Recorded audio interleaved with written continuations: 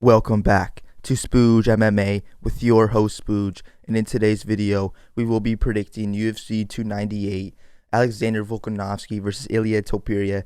And let's get it started with the first fight on the card, Andrea Lee versus Miranda Maverick, and I'm going Andrea Lee to win via decision. And I know her last three bouts are all decision losses, but her last three bouts are against some solid females in the division, like Natalia Silva. Natalia Silva is really solid on the stand-up. Macy Barber before that. Macy Barber, really well, all-around fighter. And before that was Vivian Araújo. And Vivian Araújo is like a man, bro. But Miranda Maverick, she is coming off a submission win versus Priscilla Cochera. But, dude, Priscilla Cochera has no ground game whatsoever. Every time Miranda Maverick would take her down, like, she would not have an answer to get back up. So it was an easy gimme win for Miranda. But before that, when Miranda fought Jasmine Jazu Devicious, she had a hard time taking down Jasmine. Jasmine had nice takedown defense, and she just outstruck her on the feet. And that's what Andrea Lee would need to do here versus Miranda. She needs to, keep this fight on the stand-up. Use her body kicks and use her leg kicks to keep Miranda at range. I mean, if she could just keep this fight on the stand-up, she's going to have success. And plus, even if Andrea Lee does get taken down, I do have full confidence in her to get back up and, keep this fight standing, or even sprawl out of it, transition to top mount, and, get some top mount control time in the fucking fight. But yeah, I have Andrea Lee to win via decision. Solid stand-up, good fucking ground game, I would say, versus Miranda Maverick, who doesn't really have a stand-up. Good ground game, but if Andrea Lee can keep this fight on the stand-up, she's going to find success here, bro. So let's go Andrea Lee to win via decision. Let's fucking go, Andrea. Next bout, Obon Elliot versus Val Woodburn, and I'm going Val to win via TKO. I mean, Obon Elliot, he kind of just wants to, get inside, get in clinch, kind of take you down, kind of grind you out for 3 rounds type of fighter. But up against a Val Woodburn, he's fucking really strong, real power threat. I know he's coming off a tough loss to Bo Nickel, but dude, that was a tough opportunity for him, coming short notice to beat one of the best NCAA fucking All-American wrestlers out there. It was a tough fucking fight for Val, but I think he's gonna come out and win this bout via TKO. I think he's gonna let the fucking hands go on Obon Elliot, and even if Obon tries to clinch up, tries to push Val against the cage, I think Val would get the underhooks and legit just kind of reverse him to put Obon's back against the cage, or even Val, you use the underhooks to just take him down and legit just pummel him via top mount, bro. Pummel him fucking with ground and pound shots in. Val Woodburn would easy TKO Obon Elliot, and Obon Elliot already has 2 TKO losses in his career. So Val Woodburn, he could give him his 3rd KO loss of the year. So I'm going Val Woodburn to win via TKO. Let's go Val Woodburn to fucking win. Next bout, Josh Quinlan versus Danny Barlo. Fucking another banger right here. I'm going Danny Barlo to win via decision. If you watch Josh Quinlan's last bout versus Trey Waters, Josh Quinlan, he went up against a Trey Waters. Trey Waters actually has some nice range, long, lengthy fucking arms for nice fucking boxing and nice 1-2s. And that's kind of what Trey Waters did. He just fucking outranged Josh Quinlan. And Danny Barlo, I think he'll do the exact same thing, because Danny Barlo, he has a 7-inch reach advantage over Josh Quinlan. If he could just use that, to just use his range, get out, use his range and get out, use nice head movement to get out Josh Quinlan's shots. Because Josh Quinlan, he does have some power, but I would say Josh Quinlan, I'm pretty sure he got busted twice for steroids, so, maybe he's kind of, like, flushed out and shit, all his steroids are out of his system, so he might not have the same power at what he used to have. But I would say Danny Barlo, it is still going to be a tough fight versus Josh Quinlan, because Josh Quinlan, he is a scrapper, nice left hook, he has some nice hard leg kicks. But I think Danny Barlo, if he can just keep this on the stand-up and just, land his nice 1-2s, land his nice range shots, get out of harm's way of danger from Josh Quinlan, he'll easily win this fight via decision, just like what Trey Waters did. But Danny Barlo, he had to watch out for the leg kicks and watch out for the takedown attempts. Because, if you just keep, pummeling Josh Quinlan with nice 1-2s, I imagine Josh Quinlan will try to shoot for a double or shoot for a single leg. But still, if Danny Barlo could have the same success that Trey Waters have, he's going to have a good day at the office versus Josh Quinlan. So let's go Danny Barlo to win via decision. This bout is going to be a banger. Real fucking good. And plus, Danny Barlo's fucking nickname is Left Hand to God. Watch his left hand. Real fucking clean. So let's go Danny Barlo to win via decision. My dog. Next bout. Another banger. Zang Minyang versus Bretonrero. And dude, what a fucking banger this is, bro. I'm going Breton to win via TKO. I mean, I know the first round, both fighters would be going at each other, trying to take each other's head off. But still, I think Bretonrero, he's going to need to play this fight smart. You know, take down Zang. I mean, he has a nice inside trip takedown he could use on Zang. And plus, Zang, he hasn't made it past the first round since 2018. Like, Breton, he needs to use that to his advantage. And, dude, he needs to take Zang to where he hasn't been in a long time, rounds 2 and 3. And he can do that versus Zang. He's going to gas out Zang and get some nice ground and pound shots when he gets his takedown. And I just imagine him to TKO Zang. I mean, Zang, he is a killer. He is a fucking killer, bro. He marches down his opponents. But this type of fight for both fighters is kind of like a to kill or to be killed type of fight for both fighters because they're just type of mentalities, bro. So this fight's going to be a fucking banger. I'm going Breton to win via TKO. If he could just look to get inside, get his inside trip takedowns, look to take down Zang, get him past the first round, he's going to win this fight via TKO. Zang, I don't think he'll have a gas tank for rounds 2 and 3. I think he'll be just going for the first round KO. But Breton can get him past the first. He's going to find good success in this bout. So let's go Bretonrero to win via TKO. Next fight, Rena Nakamura versus Carlos Vera. And easy pickings, bro. Rena Nakamura via TKO. Probably in the first round, I would say. Carlos Vera, I mean, Carlos Vera was on the Ultimate Fighter of the most recent season and got eliminated the first round. He's fucking trash. He got outstruck by Brad Katona.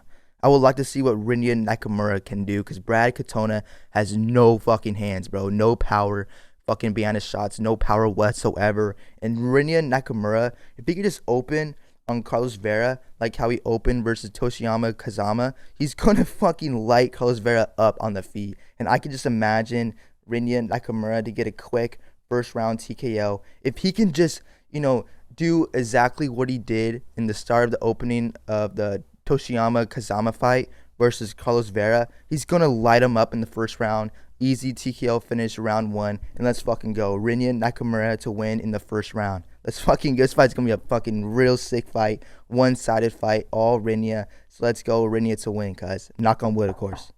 Next fight, Marcos Rogero de Lima versus Justin Tafa. I'm going Marcos to win via decision. And I know he had a tough last bout out versus Derek Lewis. I mean, who suspected Derek Lewis to open the first round, opening the opening seconds of the first round with a flying knee? No one expected that, and clearly Marcos did not expect that. But versus a Justin Tafa, he's going to find success if he can take down Justin Tafa, put Tafa off his back. You know, it's going to be like putting a turtle off his back. You know, like he's not going to be able to get up. And Marcos, you know, he just needs to look to take down Justin Tafa because you can't just stand and bang with Justin Tafa. Some real power strikes, a real power threat. But if you look to take him down, pressure him for 3 rounds, like you're easily going to get a nice decision win. And plus, you know, Marco, he kind of already fought someone like Justin Tafa, like Waldo Cortez Acosta. Real power fucking in his shots. He can throw a 98-mile-per-hour fastball at your fucking chin with a nice right hand. But he easily, you know, found success in that bout versus Waldo by just pressuring him for 3 rounds and end up getting a nice decision win. If he could just do the same thing as he did to Waldo to Justin Tafa on Saturday, he's going to win via decision. So let's go Marcos to win via decision. Next bout, the featured prelim of the night, Amanda Lamos versus McKenzie Duran. I'm going Lamos to win via TKO. If you just watched McKenzie Duran's last bout, she had a hard time taking Jessica Andrade's power. And I feel like Lamos and Andrade have somewhat of equal amount of power in their shots. And Amanda Lamos, she also has some leg kicks to add to her game. So I imagine she'll be beating up the legs of Duran early on in the first round. And plus landing some nice right hands on McKenzie Duran's fucking chin. And plus, dude, like, you know, McKenzie Duran, she has trouble with fucking with some nice strikers, bro, like Jessica Andrade, Jan Zion, and Marina Rodriguez. And Amanda Lemos, she's going to light up McKenzie Duran on the feet. And plus, Amanda Lemos, coming off a loss to Zang, the fucking champion. And I know she's going to want to get back in the win column, going to want to get back in that title picture. And I think a win over McKenzie Duran via TKO kind of puts her back up in the top 5, bro. So let's go McKenzie. No, not McKenzie Duran. Fuck McKenzie Duran. Let's go Amanda Lamos to win via TKO. Light this bitch up. If she can, like, knock McKenzie Duran out, like, kind of how she did Montserrat Ruiz, it's going to be sick. It's going to be fucking sick. Let's move on to the main card. First fight on the main card, Anthony Hernandez versus Roman Kopylov. I'm going Anthony Hernandez to win via submission. If he could look to take down Roman, use his ground game, use his pressure, he's going to find success. Because Roman Kopylov, I know he has the power, the head kicks, but still, he has trouble off his back. Like, he lost to Albert Duraev. Albert Duraev was out 1 for 9 on takedown attempts, but he used his pressure non-stop. He got 5 minutes of control time, got the decision win eventually. Then when Roman Kopylov fights a Carl Robertson, he gets submitted by Carl Robertson, bro. And Anthony Hernandez, in my opinion, is 10 times better than Carl Robertson. And plus, I made this graphic for the Josh Friend fight. Like, look how close Claudio Ribeiro is for that single leg. It's just right there. Like, just take it, bro. And if Anthony Hernandez, he sees that single leg opening, he's gonna fucking take it, in my opinion. And dude, it's just like all of his weight is on that lead leg. He's preparing to throw that lead or that head kick. This is right before he landed that head kick on Claudio. If he just grabbed on for that single leg, he would not have got KO'd with that head kick. So if Anthony Hernandez wants to be a fucking G, he'll shoot for that single leg and take him down. And I imagine he fucking will. So let's go Anthony Hernandez to win via submission.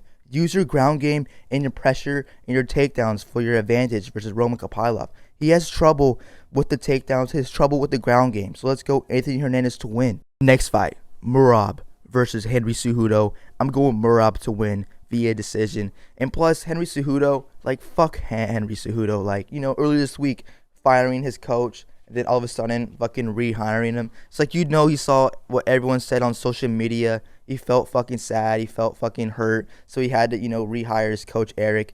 But still, like, what a fucking retarded move by Henry Cejudo. But I'm going Morba to win via decision. I mean, his last bout versus fucking Peter Yan, he was 11 for 49 on takedown attempts. And dude, versus Henry Cejudo, I believe he's going to be like 10 for 70 on takedown attempts versus Henry Cejudo. Imagine if he had 70 takedown attempts. I'll be fucking mad, bro. But look, Morba, he's going to pressure Henry Cejudo like crazy. He's going to do the same thing he did fucking Peter Yan. He's going to be going on the fucking motor for 3 rounds, pushing Henry Cejudo up against the cage. And I think it's going to be a tough matchup for Henry. I mean, maybe Henry can land a flying knee up the middle, fucking on Morab's chin, just put him out cold real quick. But I think Morab's going to do the same thing he did versus Peter Yan. And it's going to be sick, bro. I'm kind of, keeping an eye out for maybe he'll go for 70 takedown attempts. I'll be fucking mad, bro. I'll be fucking crazy. But yeah, I'm going Morba to win via decision. Let's go, my dog, Morba. Let's fucking go. And plus, Henry Cejudo, he thinks he's like a GOAT. Like, he beats Demetrius Johnson, cool. Then he beats TJ Dillashaw, okay. Beats Marlon Moraes, becomes a double weight champ, or 2 division champ. Then he beats Dominic Cruz and then retires. Like, how is that Hall of Fame worthy, bro? It's like, look fast forward now to the flyweights we have now. We have Moreno, Royval, Pantoja. We have Figueiredo at a point. Like, when Cejudo left, like, you could arguably say the flyweight division probably got entertained more, got more fucking better. And then in the 135 division, we saw Peter Yan rise up, saw Sterling rise up. Now Sugar Sean is the champ. Like, dude, after Cejudo left, the UFC low-key just got better. Let's be honest, low-key just got better. So, yeah, fuck Henry Cejudo, and you're a bum, bro. Fucking bitch. Next bout, fucking another banger, dude. Let's scrap. Jeff Neal versus Ian Gary. And what a banger this is going to be. I'm going Jeff Neal to win via TKO. I know Ian Gary, the leg kicks. His last bout versus Neil Magny, he fucking destroyed his legs. But dude, Neil Magny, Dude, his like legit twig legs, bro. No fucking muscle mass on his legs whatsoever. And Jeff Neal, I fucking hoped, he has some fucking muscle on his legs so he can take the leg kicks. Because Ian Gary, he has openings. Like every time Ian Gary throws a leg kick, he has a split-second opening where you can land a nice 1-2 flush on his chin. And if he can do that, bro, like he's gonna fucking find success on Ian Gary, start landing some nice shots on him. Because Jeff Neal, nice clean fucking right and lefts, bro. Because he's a southpaw, nice right jab and nice clean left straight. If he could just land that flush on Ian Gary's chin, I feel like he might find the button and press it and put Ian Gary out cold. And dude, I don't know, like ever since I found this, this opening for Jeff Neal, I just been fucking with it, bro. So let's go Jeff Neal to win via TKO. And plus, dude, if Ian Gary starts doing this one leg thing on fucking Jeff Neal, go for 1-2 straight down the fucking pipe, bro. It's open. It's fucking opening, bro. And I feel like Jeff Neal, he does have some nice raw power. And plus, Jeff Neal versus Vicente Luque, he had a really nice fucking scrap with Vicente Luque and ended up beating him. So if he can just make this fight bloody, make this fight scrappy, get inside, now let Ian Gary execute his leg kicks, he's going to have some nice fucking, it's going to be a nice, fun night for Jeff Neal. And dude, but anyways, this fight's going to be a banger, going to be a real scrap whatsoever. If Jeff Neal can, take the leg kicks, once Ian Gary throws a leg kick, just go right up the middle for a nice 1-2, a nice left straight. Hit him, but hit him flush. He's going to rock Ian Gary. And I don't think Ian Gary's ever been rocked like Jeff Neal is going to hit him on Saturday. I mean, maybe Song Kenan's up there, but still, I think Jeff Neal is going to rock Ian Gary, shock the world. Let's fucking go. Jeff Neal to win via TKO. I'm knocking on wood. But yeah, I'm going Jeff Neal to win via TKO. It is going to be a good scrap. I'm looking forward for that fight, bro. I'm real happy to watch that fight, bro. It's a real sick fight. Real fucking sick fight, bro. Let's get on to the co-main event. Robert Whitaker versus Paulo Costa. I'm going Paulo Costa to win via TKO. And I know Robert Whitaker, high level of striking. He knows when to throw. He has game plans for all his fights. But Paulo Costa, I just feel like he's going to be opening up the first round with some nice power shots on Robert Whitaker. I think he's going to try to do what DDP did, try to get inside, try to pressure Robert Whitaker. And plus, Paulo Costa, nice heavy body kicks, nice spinning wheel kicks. And plus, I just think, since we haven't seen him in forever, kind of plays of a more better fact for Paulo Costa. And I know ring rust is a thing, but still, I think he's going to be opening up round one, throwing some heavy shots on Robert Whitaker. Try to do what DDP did, like I said, non-stop pressure. Try to land some nice 1-2s, land some nice body kicks. And I don't know, for some reason, I feel like Paulo Costa is going to have the Yo Romero type mindset, go in this fight like he did versus Yo Romero. Because Robert Whitaker, when he fought Yo Romero, it was a whole different fight of when Yo Romero fought Paulo Costa. And if Paulo Costa can fight Robert Whitaker like he did Yo Romero, Robert Whitaker's going to have a tough fucking Saturday night at UFC 298. So I'm going Paulo Costa to win via TKO. I'm fucking hoping he has a real good first round, starts lighting Robert Whitaker up. And yeah, bro, I'm going Paulo Costa to win via TKO. Let's get on to the main event. Alexander Volkanovski versus Ilia Topuria. And dude, it was a hard pick 'em, bro. But I'm going Ilia Topuria to win via TKO. I mean, the striking pressure, the striking defense, the head movement, the confidence. He put Josh Emmett his last bout in a fucking in the Matrix, bro. He put him in the Matrix, and if he could somewhat do what he did to Josh Emmett on Volk's gonna have a hard time. But I do think, Volk, being the veteran that he is, I think he'll have to fight Ilia kind of how Jack Hermanson fought Joe Pyfer last week. You know what I mean? Give Joe Pyfer the early rounds 1 and 2, the rounds 3, 4, and 5.